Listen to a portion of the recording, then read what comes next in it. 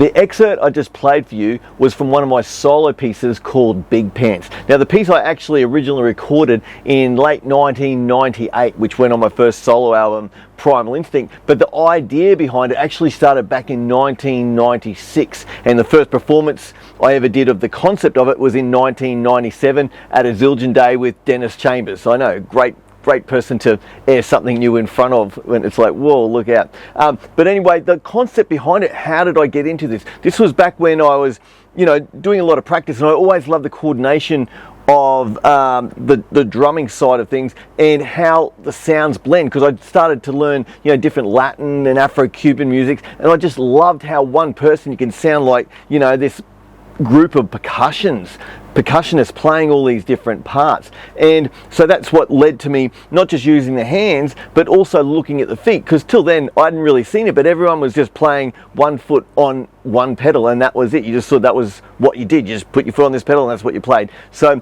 this is when I started exploring the multi-pedal setup and really trying to discover, not just going, okay, cool, I can play a tambourine on my foot in this song, or I can play a cowbell in this, but how to mix them all together to get these really multi-timbral soundscapes out of it all.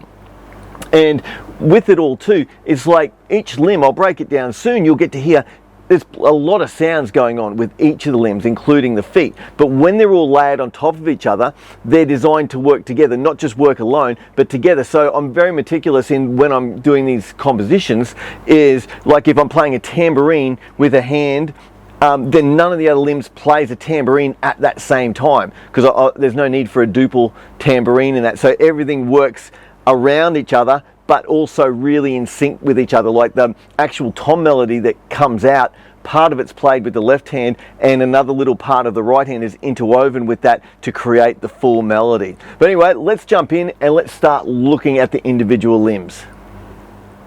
Let's start by looking at the left hand part. Now the rhythm from it was actually inspired from Kim Plainfield's book, Advanced Concepts. He does a thing called the 6-way beat, where this rhythm is used on the hi-hat. It's also from a beat called the King Kong beat as well. And the way it goes 1 and up to E and 3 and up for E and 1. So that's the basic premise behind the rhythm. And then with the orchestration, I actually use 5 different sounds playing between toms, hi-hat, there's a stack cymbal and a tambourine also with all the motion on it. So let's jump over the kit and see how the left hand sounds.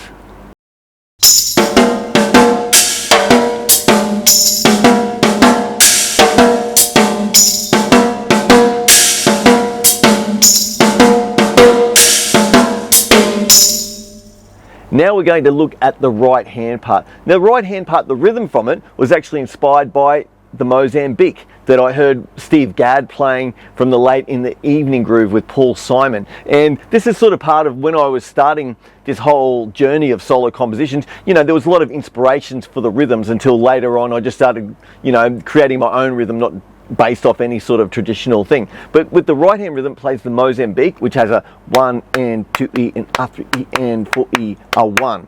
And with that, it's orchestrated between 7 different sounds amongst the kit. And it's got like the 2 different bells, it's got a hi-hat, incorporates 2 toms with it, the snare drums in it. It's also got the gong beat, gong drum in there too, playing along. So it's a lot of movement. And also, as the left hand stayed sort of on the left hand side of the kit, the right hand sticks to the right hand side of the kit. Similar to like a piano player. Traditionally, you'd have the bass or chords and then the melody up top. So, I've tried to do that sort of same approach. So let's go and have a deep dive and a look into the right hand part.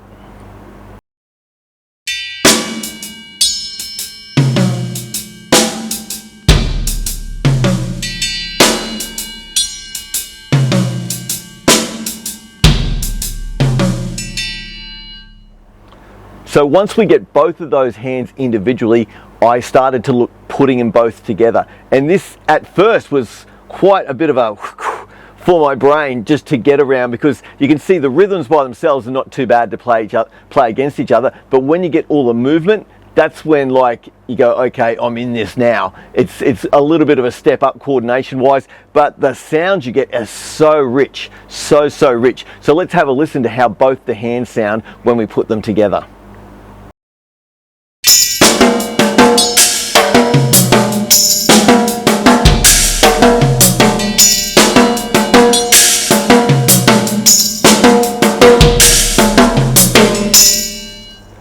So the left foot, the rhythm for this came inspired by the 2/3 rumba clave used in Afro-Cuban music. And it only plays on two different sounds, plays between a hi-hat and a cowbell. And the hi-hat, it's good, I get to do a bit of a sweep with it,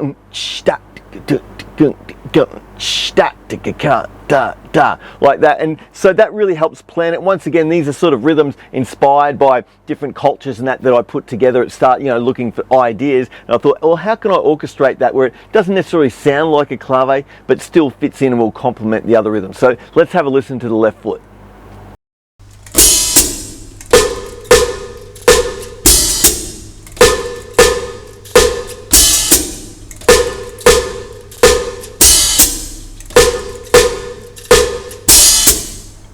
Now moving on to the right foot, and the final part of the puzzle is the rhythm is and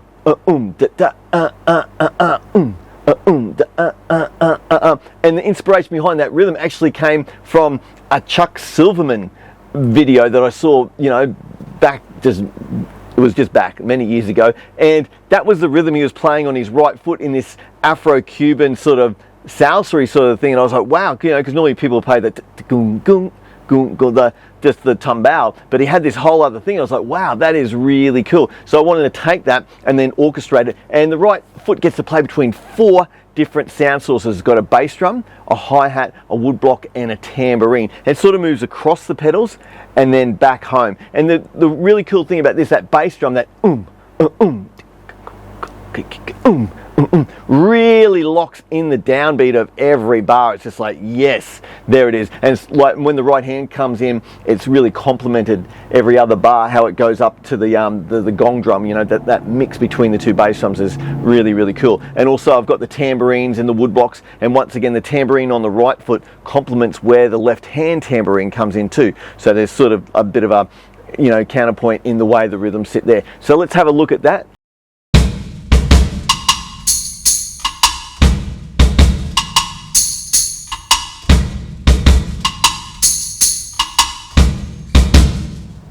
So once you get those feet organized, let's look at putting them together.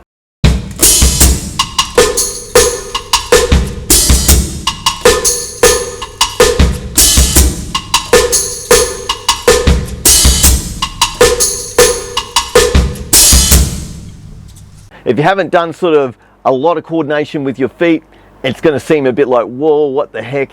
But it's not too bad, this one. It's pretty cool. It's at a sort of pretty moderate sort of tempo. It's easy to get around. The most difficult thing is getting that right foot just moving across and back. But the real hard thing is once you get that foot ostinato and it's moving, is getting your hands to do stuff over the top, because it's cool when you're on the snare drum. Then as soon as you just move that over there, then all of a sudden your brain will switch off from what your feet are doing, and it's like, whoa, what the heck is going on here? So it took me a little bit of a time of practicing and working out how to even get the coordination to play these sort of things. But as you hear, when it's played, it literally sounds like there's multiple people there doing it, but in a really cool way, because it's not just this esoteric sort of like, whoa man, that's really crazy, no one's going to listen. For me personally, I love it. It's a really cool groove to play as well. So that's all you have to do, guys. You get all those different beats, you put them all together, and you get on your kit and you have fun with it. But once again, that was a little excerpt of one of my solo pieces called Big Pants. I hope that you enjoyed that, and I'll see you next time. Cheers.